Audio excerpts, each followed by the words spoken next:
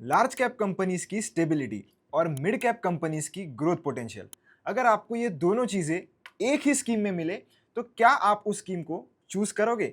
पिछले 5 सालों में मोर देन 30% का कैगर डिलीवर किया है मोतीलाल ओसवाल के large and mid cap fund ने। आज हम इसी फंड के बारे में डिटेल स्टडी करने वाले हैं, जैसे कि इस फंड का ओवरव्यू, इस फंड का पास्ट परफॉर्मेंस, रोलिंग रिटर्न्स, इस फंड का पोर्टफोलियो कैसा है। अगर आप इस फंड में एग्जिस्टिंग इन्वेस्टर हो या इस फंड में इन्वेस्ट करने का सोच रहे हो तो वीडियो के एंड तक आपको आपका जवाब जरूर मिल जाएगा। तो सबसे पहले ये समझते हैं large and mid cap fund होता क्या है, क्योंकि काफी लोगों के लिए ये कैटेगरी थोड़ी नई हो सकती है।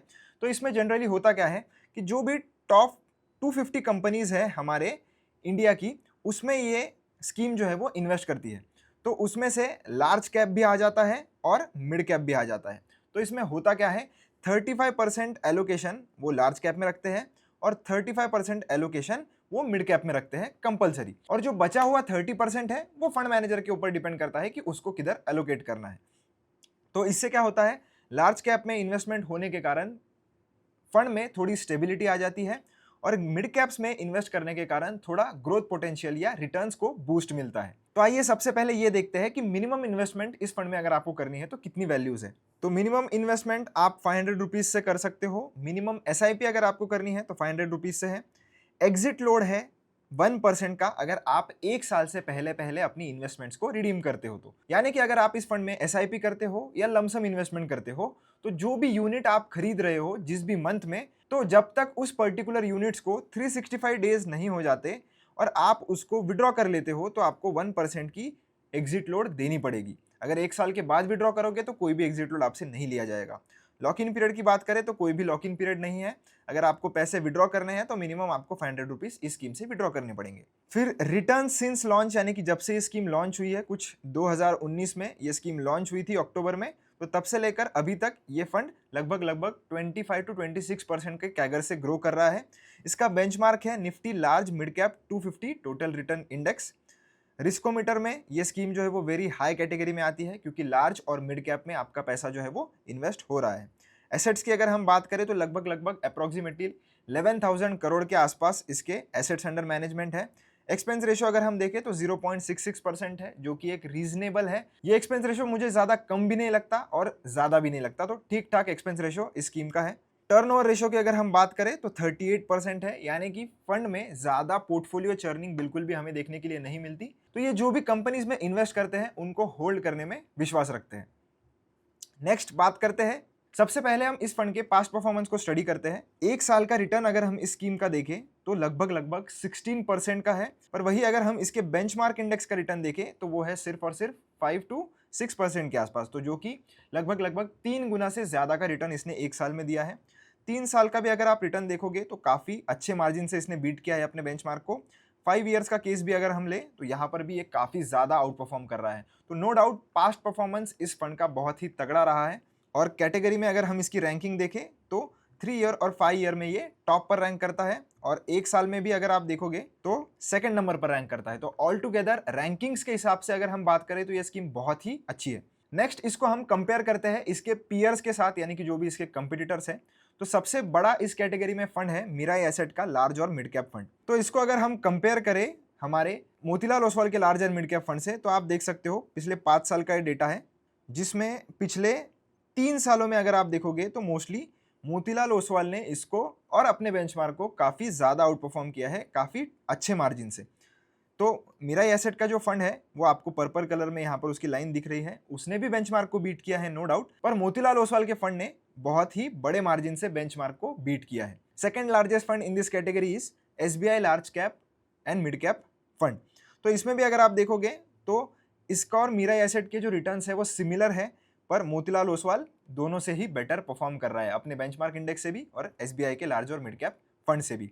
तो कंपेयर टू इट्स कंपेटिटर्स ये स्कीम बहुत ही अच्छा परफॉर्म कर रही है अगर हम पिछले 5 साल का डेटा कंसिडर करें तो। इसके बाद इस फंड का एसेट एलोकेशन कैसा है, तो एसेट एलोकेशन की अगर हम बात करें तो हमें मोस्टली लार्ज कैप में, जैसे कि मैंने आपको पहले बताया था, 35% के आसपास एलोकेशन दिख रहा है। मिड कैप में क्लोज टू 35% है और बचा हुआ जो 30% है वो स्मॉल कैप में है। मतलब फंड मैनेजर ने क्या किया है, फंड मैनेजर ने 35% लार्ज कैप में, 35% मिड कैप में और 30% स्मॉल कैप में। तो एक बहुत ही वेल डाइवर्सिफाइड पोर्टफोलियो बनाया है, जिसके मदद से आप देख सकते हो कि कितने ज़्यादा अच्छे रिटर्न्स पिछले 5 सालों में इस स्कीम ने बनाए हैं। और पोर्टफोलियो कॉन्सेंट्रेशन की अगर हम बात करें तो थोड़ा ज़्यादा कॉन्सेंट्रेटेड पोर्टफोलियो है, क्योंकि टॉप 10 स्टॉक्स में ही मोर देन 40% पोर्टफोलियो इस फंड का कॉन्सेंट्रेटेड है। तो यहाँ पर थोड़ी कॉन्सेंट्रेशन रिस्क तो बन जाती है, पर आगे हम देखेंगे कि कौन से टॉप 10 स्टॉक्स है, तो हमें थोड़ा आइडिया आ जाएगा कि कैसे स्टॉक्स इन्होंने अपने पोर्टफोलियो में रखे हुए हैं। टॉप 5 स्टॉक्स में भी अगर आप देखोगे तो लगभग 23% का कॉन्सेंट्रेशन है। पोर्टफोलियो का पी अगर आप देखोगे तो 60 के आसपास है, जो कि ठीक ठाक ही लग रहा है, थोड़ा ज़्यादा लग रहा है, पर अगर आप देखोगे मिड और स्मॉल कैप में अगर इतना ज़्यादा एलोकेशन हो तो पी रेशियो थोड़ा ज़्यादा होना भी बनता है। इसके बाद रोलिंग रिटर्न्स की अगर हम बात करें, पिछले 5 साल का डेटा है ये भी, तो आप देख सकते हो इसके रोलिंग रिटर्न्स मोस्टली 30 से लेकर तो 35% के बीच में फ्लक्चुएट कर रहे हैं। और वहीं पर अगर हम इस इक्विटी कैटेगरी की यानी कि लार्ज और मिड कैप कैटेगरी के अगर रोलिंग रिटर्न्स देखें तो वो लगभग 22.5 से लेकर तो 25 टू 26% के बीच में है। तो यहाँ पर भी काफ़ी ज़्यादा बड़े मार्जिन से इस फंड ने बीट किया है। फिर इस फंड के अगर हम रिस्क रेशोज को स्टडी करें, जो कि हमें आइडिया देगा कि ये फंड कितना ज़्यादा वॉलेटाइल है, यानी कि कितने ज़्यादा फ्लक्चुएट ये करता है और कितने ज़्यादा बेटर रिस्क एडजस्टेड रिटर्न्स ही हमें प्रोवाइड करता है। स्टैंडर्ड डिविएशन की अगर हम बात करें तो लगभग 17 के आसपास है और कैटेगरी का 14 के आसपास है। तो थोड़ा ज़्यादा वॉलेटाइल ये फंड है, क्योंकि मिड कैप और स्मॉल कैप्स में आपको एलोकेशन दिख रहा है इस स्कीम में। बीटा की भी अगर हम बात करें तो वो भी कैटेगरी एवरेज से ज़्यादा है। ऑब्वियसली बीटा ज़्यादा है और स्टैंडर्ड डिविएशन भी ज़्यादा है, तो जो लोग भी अपने पोर्टफोलियो में लेस वॉलेटाइल फंड्स ऐड करना चाहते हैं तो उनके लिए ये स्कीम थोड़ी रिस्की रह सकती है, क्योंकि ये कंपेयर टू इट्स पीयर्स थोड़ी ज़्यादा वॉलेटाइल है। इसके बाद शार्प रेशो की अगर हम बात करें तो बेटर रिस्क एडजस्टेड रिटर्न्स जिससे हमें समझते हैं, तो ये कैटेगरी एवरेज से अच्छा है। ट्रेनॉर्स रेशो भी अच्छा है और अल्फा अगर आप देखोगे तो बहुत ही ज़्यादा अच्छा है। मतलब बेटर रिस्क एडजस्टेड रिटर्न्स तो ये फंड प्रोवाइड कर रहा है, नो डाउट, पर आपको इसके साथ थोड़ी वॉलेटिलिटी भी डाइजेस्ट करनी पड़ेगी। तो अगर आप 5 ईयर्स या उससे ज़्यादा का इन्वेस्टमेंट होराइजन रखते हो तो फिर इस टाइप्स के स्कीम्स आप आपके पोर्टफोलियो में ऐड करने का ज़रूर सोच सकते हो। इस फंड का पोर्टफोलियो अगर हम देखें तो टॉप 10 कंपनीज में हमें Zomato, Bharat dynamics, trend, Bharat electronics, Suzlon energy, Cholamandalam, CG power और वारी जैसे कंपनीज देखने के लिए मिलती है। तो ये जो ऊपर के 10 नाम हैं वो मुझे काफ़ी ज़्यादा फंडामेंटली स्ट्रांग लगते हैं।